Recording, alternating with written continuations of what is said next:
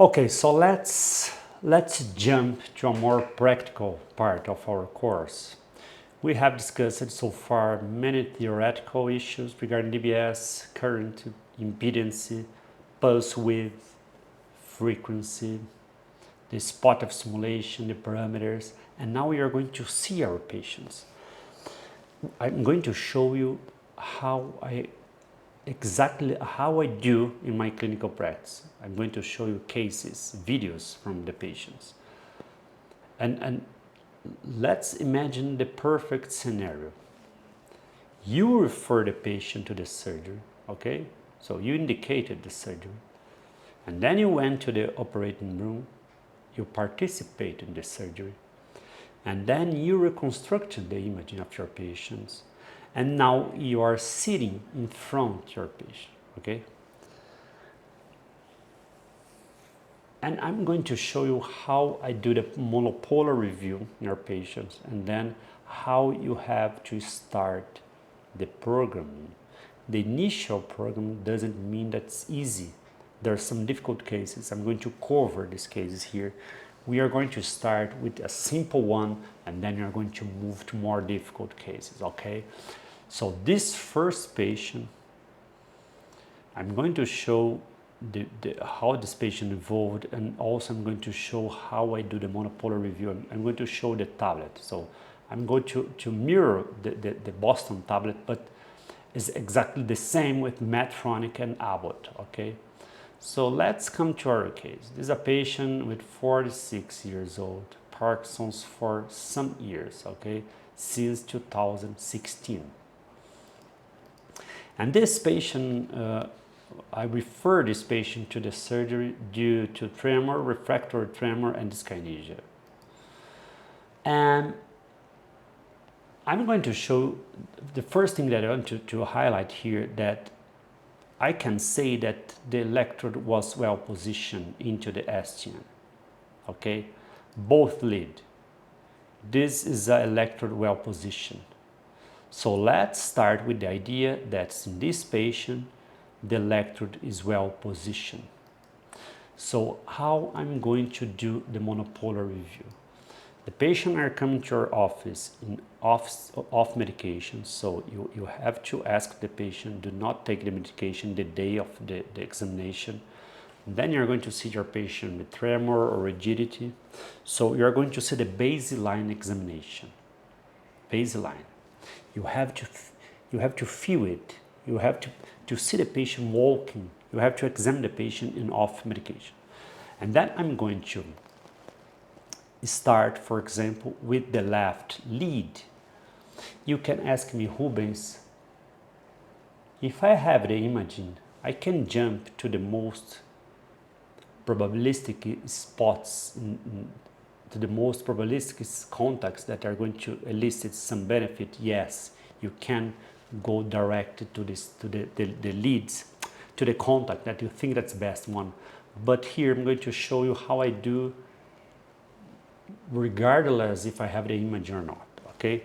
So I'm going to start with the most ventral contact, and then I'm going to set 60 and 130 hertz, and then I'm going to start to increase the stimulation. I can choose between steps 0.1 or 0.5 milliamps. Here I chose 0.5, and then I'm going to increase the simulation, 0.5, 1, and then while I do that, I'm examining the patient, the rigidity, the tremor, and then I'm going to see whether this contact elicits some benefit. And then I'm going to take the note in my computer or in the paper. You need to write down, and then you're going to see whether this patient has benefit or side effect, okay? And then you are going to discontact here. So you just have to press here, and then you start from 0, and then you increase the current, and then you're going to take note, and then you're going to jump to the dorsal contact, and so forth. So basically, you are examining the right side of your patient. This mode is called steering, but I have also the custom. The custom is where you can put separately current in different contacts here. For example, in the Medtronic and Abbott, they only use the custom mode, but in Boston you can use the steering. For example, sometimes I do like that. I put the most ventral contact here, and then I start to increase the stimulation, for example, 1.5. And then I'm going to click here in this arrow, and then I'm going to start to put current here by steps. Look at here. Level 1.1, 1.2, and then I'm feeling the patient, I'm examining the patient while I'm steering the current through the dorsal part. And then sometimes I can say, oh, the most scenario that I felt the rigidity disappear is this one, for example. And then, I'm steering the current vertically. And that's a really nice approach to find the contact. Sometimes I can find that this level is the best level. But even so, there's some side effects. And then I can figure out which is the best directional contact. So I'm going to put in the number 2 here, for example, and then again I'm going to increase the stimulation, for example, steps 4.3, and then I'm going to start to examine the patient, and then I can steer the current here, and then I can examine the patient, and so far. So at this point, you have to waste time in trying to see which is the best spot to stimulate your patients. Sometimes I put the patient to walk to see whether their arm swing is improving. So I get together the rigidity, the tremor, the patient feeling, are we feeling better? And the walking. You have to get the whole scenario. Let's get back to the patient. So this patient, the best contact were the ventral one, this one and this one, okay? So I started to program with 0.3 milliamp. I love to start with the stimulation. This patient has Parkinson's for many years. Why you want to speed up the process? You have to start slowly. 0.3.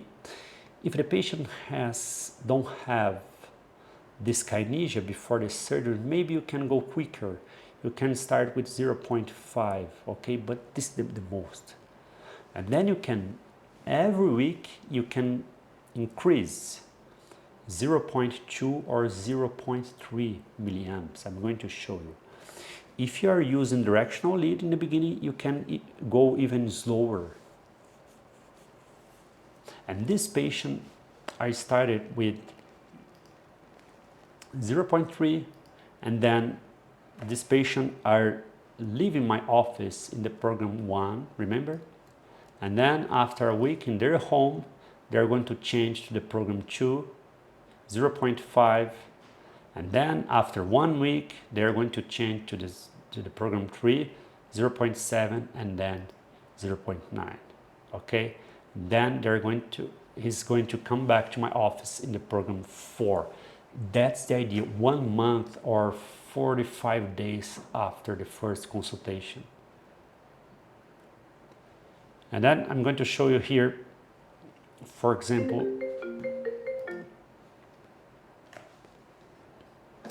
let me put here, I'm going to show you, for example, in the program. So here I'm going to put, for example,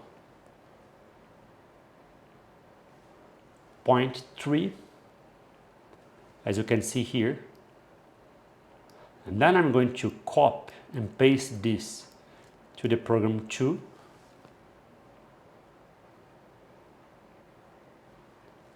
And then in the program 2, I'm going to put 0.5, and then I'm going to build this 4 program. And then this patient are going to come back to me 30 or 45s later in the program 4. Meanwhile, if the patient develop dyskinesia or hypomania, you can decrease a little bit the medication. We're going to discuss medication in the course. And this patient came back 30 days after the first adjustment. He told me, doctor, the right side improved a lot, and the left side, the body, improved, but still with some tremor. So let's continue the simulation in this patient.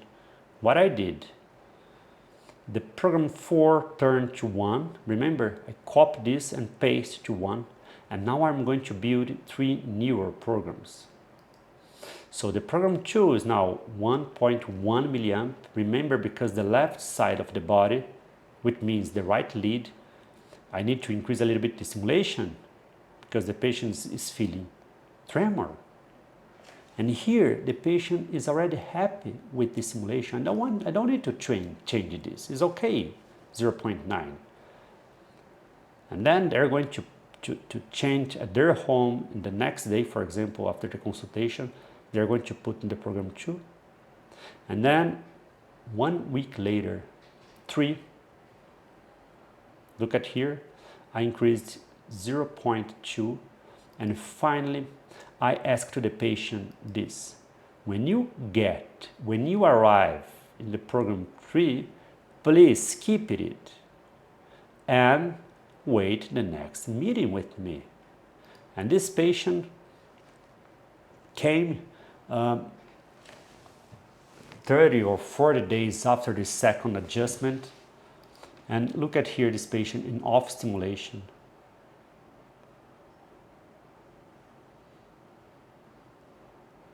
This patient is a doctor, radiologist, okay? And here in on stimulation. And look at how simple it is. Remember, I started symmetric stimulation in the first day of adjustment, and the second day I just did asymmetric stimulation because the patient was feeling the tremor here. You have to do the monopolar review. Start slowly and go slow over weeks. And that's the best way to program your patient. This is a really simple case. And again, if the patient feels some dyskinesia, you can start to decrease the medication. It's the process. And over time, and this patient, I remember the first year that he operated, he was really happy. He went to the Disney World. And took many pictures with the family, so happy, and he's still evolving very well after the surgery. You can change lives with DBS if you do it correctly. And over time, what I can do with this patient, I can increase a little bit the current, I can increase the pulse width, I can call new contacts to help me, I can call another cathode vertically, I can put more energy carefully. Okay, if you have some question for this first case, you can ask me, and then I'm going to show you newer cases with some different aspects. Okay, so see you in the next class.